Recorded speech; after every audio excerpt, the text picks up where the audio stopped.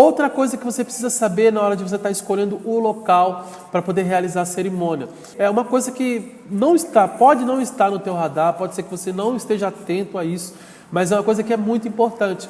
Quando você for escolher um local para realizar a cerimônia de casamento, você precisa saber o tipo de voltagem e a corrente elétrica daquele local. Mas, Márcio, por que eu preciso saber esse tipo de coisa? Sobre a questão da voltagem, da corrente elétrica que funciona no local. Eu não sou eletricista, é mais ou menos assim, eu não sou eletricista, para que eu preciso saber disso daí? É que é o seguinte, quando você chega no local e você contratou a sua banda para poder tocar, ou você contratou os músicos, contratou o DJ, pode ser que no seu casamento não tenha banda, pode ser que no seu casamento seja um DJ, uma pessoa que seja um técnico de som, que esteja lá no local. Imagine que os músicos, o técnico de som chega no local, ou o DJ chega no local e quando ele for ligar os instrumentos deles, a aparelhagem deles, imagine que o instrumento dos músicos, dessas pessoas, eles sejam instrumentos que têm uma voltagem de 110 volts e o local tem uma voltagem de 220, somente 220. Isso geralmente acontece em sítios, em praia, clube. Então, o músico chega lá para poder ligar o instrumento e quando ele chega lá, ele acaba ligando o instrumento numa voltagem que ele está contando que aquele local seja 110 e aquele local acaba sendo 220, aquela tomada 220. E ele liga o instrumento dele lá e acaba queimando, acaba estragando o instrumento dele. Aí você vai me dizer, pô Márcio, mas o que realmente eu tenho a ver se o músico vai ligar o instrumento e acaba queimando?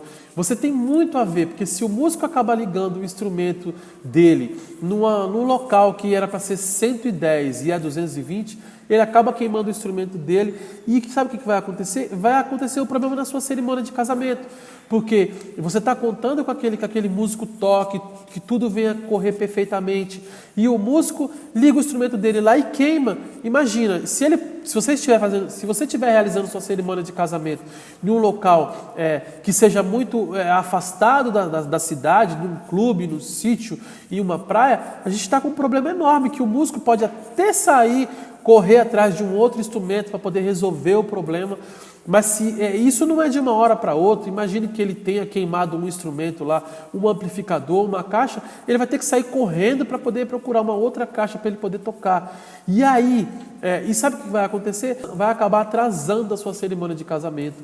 Isso se ele conseguir resolver o problema. Imagine que ele seja uma peça fundamental ali da banda, se acabar queimando um instrumento, como um teclado, por exemplo, se acabar queimando um teclado e ele não tiver como resolver, vai ser tocada a sua cerimônia de casamento sem o teclado? A mesa de som queimou minutos antes de começar a cerimônia de casamento e lá vai o técnico, teve que sair correndo atrás de uma mesa de som para poder resolver o problema, porque não tem como realizar uma cerimônia de casamento sem uma mesa de som, não tem como o celebrante falar, não tem como pessoas cantarem, porque tudo vai sair na mesa de som, tudo vai sair naquele local.